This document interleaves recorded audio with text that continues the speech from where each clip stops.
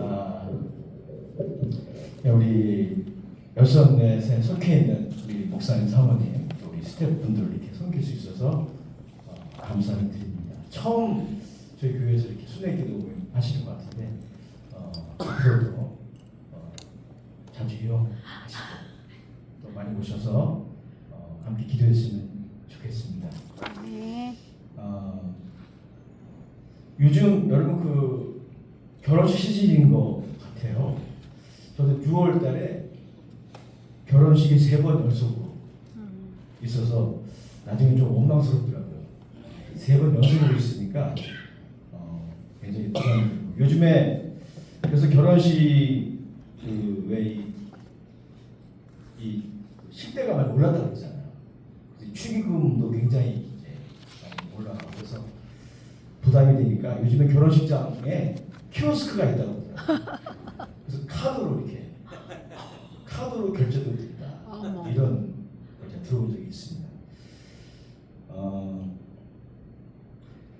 예수님이 이 혼인잔치에 초대를 받으셨죠. 여러분 잘 아는 그런 내용입니다. 여러분 아시겠지만 그 갈릴리의 그 혼인잔치는 피로연이 한 일주일 동안 계속 가잖아요. 아마 그 피로연에 예수님과 제자들이 초대를 받은 것 같습니다.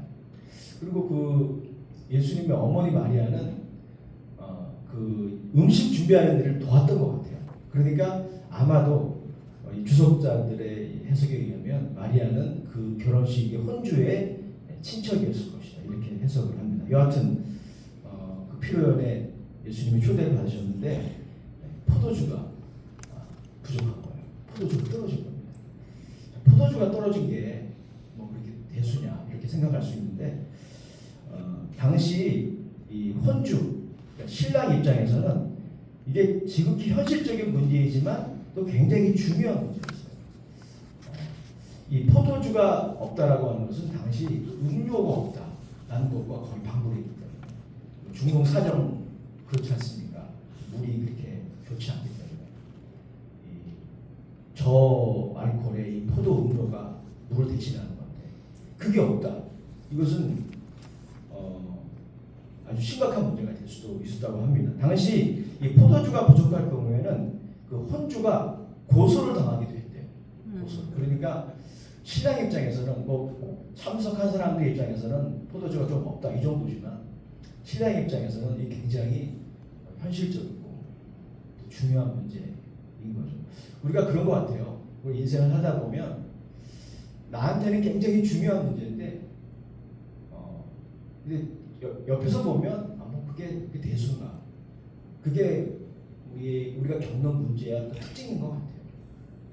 우리 옆에서 보면 뭐 그게 그냥 현실적인 문제이긴 하지만 그게 뭐 대수인가라고 생각을 하지만 그 문제를 경험하는 당사자에게는 이게 심각한 또 중요한 문제인 거죠. 지금 상황이 그런 것입니다. 이때 마리아가 예수님께 요청을 합니다. 포도주가 없다는 그 문제를 가지고 예수님께 이야기를 해요. 예수님의 대답이 4절에 나와 있는데 4절에 이렇게 기록하고 있어요. 예수께서 가라사대 여자여 나와 무슨 상관이 있나이까 내 때가 아직 이르지 못하였노라. 참 여러분, 이 난해한 구절 중에 하나이죠. 전에 제가 목회하기 전에도 이 구절을 읽은 적이 있었는데 그때도 잘 이해가 안 가고 또 말씀을 준비하면서도 참 이해하기가 쉽지 않은 그런 구절입니다. 예수님 말씀하신 이 타임, 때가 뭘까? 사실 이 문제를 놓고도 많은 그 요한복음의 학자들이 계속 이렇게 토론을 해왔던 것이 사실입니다. 이 때가 무엇을 의미할까? 왜 예수님이 내 때가 아직 이르지 않았다라고 얘기하셨을까? 아니, 그리고 예수님이 엄마한테 여자여가 뭐야? 네. 저는 일단 제가 청년이었을 때 이 성경 읽을 때 그런 의아한 생각을 많이 했었어요. 근데 이제 좀 주석적인 연구를 하다 보니까 이 여자여라고 하는 이 호칭은 당시 그 사랑하는 대상을 높여 부르는 존칭이었다고 합니다. 그러니까 이게 예수님이 버릇없게 얘기한 건 아니에요. 근데 그거는 뭐 사실 문제가 안 되는데 내 때가 아직 이르지 못하였다라고 하신 이 예수님의 대답.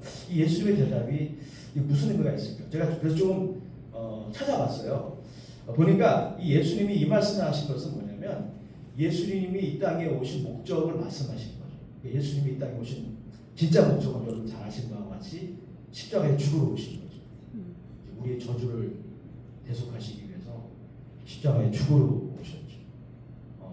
그리고 예수님이 3일 만에 부활하셨죠. 그래서 그것을 통해서 우리 인류를 죄와 저주에서 속량하시기 위해서 예수님 오신 줄로 믿습니다. 아멘. 우리가 그 예수님을 믿고 고백하고 또 전하고 있는데, 그러니까 예수님이 지금 아직 그때가 이르지 않았다는 거예요. 예수님이 이제 공생의 사역을 시작하셨지만 예수님이 십자가에 죽으시고 부활하셔서 그 예수님을 하나님 보내신 그 목적을 이루실 때가 아직 이르지 않았다. 예수님이 그 말씀을 하신 것입니다. 그렇습니다. 예수님은 이 땅에 오신 목적은 우리를 죄와 저주에서 속량하시고 하나님 나라를 이 땅에 가져오기 위해서 이 땅에 오신 거죠. 그게 예수님이 보냄을 받은 주목적입니다. 주목적. 예수님이 그 말씀을 이제 마리아에게 하신 거죠. 자, 그런데 마리아는 이 대답을 듣고도 하인들에게 예수님이 뭘 시키든 그대로 하라. 뭔가 지금 마리아는 뭔가를 아는 것 같아요. 예. 그래서 하인들에게 예수님이 시키는 대로 그대로 하라고 말씀을 이제 이야기합니다. 예수님이 내 때가 아직 이르지 않았습니다. 라고 이렇게 반문을 하신 다음에 아무 일도 안 하시면 되잖아요. 근데 그게 아니었다는 거예요. 예수님이 마리아의 그 기대처럼 하인들에게 어떤 오더를 내립니다. 어떤 명령을 하죠. 자, 그 내용이 여기 성경에 나와 있어요. 당시 그 중동 사람들이 그 잔치에 들어갈 때 발을 씻는 그 물, 그걸 이제 담아놓은 항아리가 있는데 그 항아리에 물을 가득 채워, 적당히 채우는 것도 아니고 가득 채워. 그리고 그 물을 손님들에게 갖다 줘라. 하인들이 그대로 했어요. 하니까 그 물이 포도주로 바뀌었고, 그 신랑 혼주가 얼마나 조급했을까요? 그런데 그 신랑이 자신의 현실적인 문제가 해결된 것을 경험했고, 게다가 칭찬까지 듣습니다.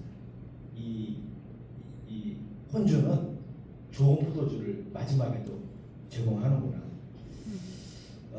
중요한 것은 여러분 11절에 보니까요, 이렇게 말씀하고 있어요. 예수께서 이 처음 표적을 갈릴리 가나에서 행하여 그 영광을 나타내심에 제자들이 그를 믿으니라. 제가 여러분들이 잘 아는 이 예수님의 첫 번째 이 표적, 가나의 혼인잔치의 표적을 제가 좀 설명해 드렸는데 한 세 가지 정도 메시지가 있다고 생각합니다. 첫 번째는요, 하나님의 나라의 특징을 잘 보여주는 것 같아요. 하나님의 나라의 특징이 뭘까? 풍성하다는 거예요. 아직 예수님이 오신 주 목적, 그게 이룰 때는 되지 않았지만, 그러나 예수님이 이 땅에 오심으로 그 사역을 시작함으로 하나님의 나라가 이미 시작된 거죠. 그 하나님 나라의 특징이 뭐냐면 풍성하다는 거, 부족함이 없다는 거. 그래서 예수님이 오늘 7절에 보면 하인들에게 그 결례통 거기에 물을 채우는데 어떻게 말하냐면 fully 채우고 아귀까지 채우고. 예수님 말씀하신 이 구절 우리가 주목할 필요가 있습니다. 여러분, 하나님의 은혜는 그렇습니다. abundant. God's grace is abundant. 하나님의 은혜는 이렇게 풍성하다는 거예요. 흘러 넘치는 특징을 가지고 있어요. 이 그 항아리의 물처럼 말이죠. 여러분, 그래서 하나님의 은혜는 우리의 부족함을 채우십니다. 그런데 우리의 지극히 현실적인 문제도 돌보셔요. 우리 영적인 문제, 죄의 문제, 이건 뭐 당연한, 이거는 가장 중요한 사실은 가장 중요하죠. 죄의 문제, 또 죽음의 문제, 가장 중요한데 이 문제를 해결하기 위해서 예수님 오셨는데, 여러분, 하나님의 은혜는 넘치는 은혜이어서 우리의 현실적인 문제. 제3자 옆에 있는 아내와 남편도 제대로 이해하지 못하죠. 나에게는 그 중요한 문제가 있지 않습니까? 고민되는 거. 그 지극히 사적이고 프라이빗하고 현실적인 그 문제도 하나님은 돌보신다. 아멘. 이게 첫 번째 메시지인 것입니다. 예수님은 가나의 혼인잔치를 통해서 하나님 나라의 풍성한 성격을 시연하신 거예요. 데몬스트레이트 하신 거예요. 두 번째 메시지는 이겁니다. 우리가 지극히 현실적인 문제도 예수님께 가지고 나가서 구할 필요가 있다는 거예요. 아멘. 이 마리아가 그걸 보여줘요. 이 마리아는 뭔가 아는 것 같아요. 예수님이 내 때가 아직 이르지 않았다라고 하셨지만 지금 이 포도주가 부족한 이 현실적인 문제를 해결하실 것이다 라는 것을 알았던 것 같아요. 그래서 오늘 마리아가 그 주방에서 일을 돕다가 포도주가 떨어지면 떨어진 거죠. 뭐. 어떻게 해요? 근데 그걸 가지고 예수님께 가서 얘기했다는 건 뭡니까? 뭔가 아는 거죠. 예수님 해결하실 수 있다 라는 거. 그래서 마리아 3절에 보면 포도주가 모자란지라 예수의 어머니가 예수에게 이르되 저희에게 포도주가 없다니. 예수님이 사실 반문하셨어요. 좀 약간 좀 이렇게 말하면 좀 까칠하게. 그게 우리가 무슨 상관이 있습니까, 어머니? 이렇게 하셨는데 5절에 보니까 예수님 그 어머니가 굽히지 않아요. 그 어머니가 하인들에게 이르되 너에게 무슨 말씀을 하시든지 그대로 하라. 우리 마리아의 믿음을 좀 배울 필요가 있습니다. 아멘. 마리아의 믿음은 무엇입니까? 예수님이 하나님의 아들이심을 믿었어요, 마리아는. 그래서 그가 오신 목적도 알았던 것 같아요. 하지만 이 현실적인 이 집안의 문제 그분이 해결하실 수 있다. 돌보신다. 케어하신다. 그것을 믿었던 것 같습니다. 우리도 지금 현실적인 문제가 할지라도 마리아처럼 믿음을 가지고 예수님께 가지고 나가야 합니다. 아멘. 사역하면서 또 목회하면서 어떤 그런 영적인 문제만이 아니라 정말 지극히 사적인 문제이지만 나에게 중요한 문제들이 있지 않습니까? 그런 부족함들, 그런 결함들이 있어요. 건강일 수도 있고 재정적인 걸 수도 있고 또 여러 가지 등등. 그런데 그 문제를 주님께 가지고 나가야 합니다. 이 두 번째 메시지이고요. 세 번째 마지막 메시지는 뭐냐면 우리가 전체적인 그림을 보면 결국 여러분 11절에 보니까 예수님이 가나의 혼인잔치에서 이 표적, 첫 표적을 나타내심으로 결과가 어떻게 됐냐면요. 제자들이 그를 믿었더라 했어요. 그렇습니다. 여기 세 번째 메시지가 있는 것 같습니다. 하나님이 원하시는 것은 믿음이죠. 모든 사람이 구원을 받으며 진리에 이르기를 원하십니다. 예수님을 구주로 영접하고 믿고 하나님의 자녀가 되는 것, 이것이 하나님의 목적인 줄로 믿습니다. 그런데 하나님이 그 목적을 이루시는 그 하나님의 경영하는 손길을 보면 특징이 있는 것 같아요. 오늘 본문의 사건이 보여주고 있는 것처럼 이 지극히 현실적인 문제, 또 혹은 실존적인 문제를 통해서 예수님을 믿고 그분께 나오도록 이끄시는 것 같아요. 그래서 여러분 우리가 이렇게 우리 이주민 우리 노동자들 돕고 계시는데 여러분 다 그러시죠? 저 그렇게 알고 있어요. 그들의 그 현실적인 문제, 예를 들어서 법적인 문제. 제가 존경하는 이강국 목사님, 저랑 축구도 같이 하고 정말 존경하는 목사님이신데 목사님이 항상 그 하시는 사역을 제가 얘기 들어보면 의료 문제, 의료보험이 없으니까, 그다음에 법적인 문제, 굉장히 우리 입장에서야 우리 의료보험 있고 뭐가 문제겠어요. 그런데 그들의 입장에서는 굉장히 현실적인 문제고 중요한 문제거든요. 근데 그런 문제들을 이렇게 돕는 사역들을 아마 우리 이강국 목사님만이 아니라 여러분도 다 하고 계시리라 생각이 됩니다. 저도 캐나다에 한 7년 있었어요. 캐나다에 제가 이제 이민교회를 좀 섬기게 돼서 이민교회에서 한 7년 그 부목사로 있었는데 제가 있었던 곳이 에드먼톤이라고 잘 알려지지 않은 토론토나 밴쿠버보다 좀 잘 알려지지 않은 굉장히 추운 도시예요. 이 위도가 굉장히 높은 도시인데요. 그때 주로 유학생들 사역을 했습니다. 유학생들. 그래서 유학생들이 그때 많이 오늘 요즘엔 별로 안 나는데 유학생 그때 굉장히 많이 왔어요. 그때 또 유학 붐이 일어가지고 그래서 제가 우리 아내랑 많이 했던 게 뭐냐면 차량운행. 예. 그 특히 그 겨울에 우리 한국은 대중교통 정말 잘 돼 있죠. 정말 한국은 대단한 나라. 캐나다 그 선진국이잖아요. G7에 들어간 나라지만 버스가 30분마다 한 대씩 와요. 30분마다. 겨울에 영하 30도까지 떨어지고 40도까지 떨어지면 학교를 안 가요. 예. 근데 언제 한번 제가 영어학원 다닐 때였거든요. 영하 39도더라고. 1도만 더 떨어지면 학원 안 가는 거예요. 예. 그런데 근데 학생들이 차가 없잖아요. 유학생들이 차가 없잖아요. 공부하러 왔지 뭐 차 사서 뭐 타고 다녀 왔습니다. 그래서 제가 정말 차량을 많이 했어요. 교회 올 때 어떤 애는 또 새벽기도까지 오겠대.